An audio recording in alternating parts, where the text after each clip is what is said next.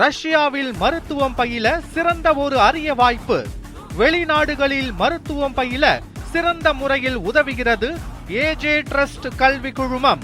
செங்கல்பட்டு அருகே இளைஞர் ஒருவர் தனது பைக்கை நிறுத்திவிட்டு உணவகத்திற்கு சாப்பிட சென்ற நிலையில் 20 நிமிடங்களில் பைக் மாயமான சம்பவம் பரபரப்பை ஏற்படுத்தியது. செங்கல்பட்டு அருகே உள்ள உணவகத்திற்கு பிரவீன்குமார் என்பவர் சாப்பிடுவதற்காக தனது பைக்கை சாவியுடன் நிறுத்திவிட்டு சென்றுள்ளார்.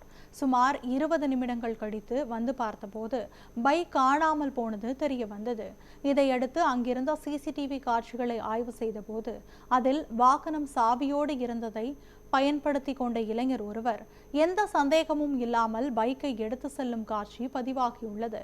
இந்த சம்பவம் சமூக வலைதளங்களில் வைரலாக பரபரப்பை ஏற்படுத்தியுள்ளது.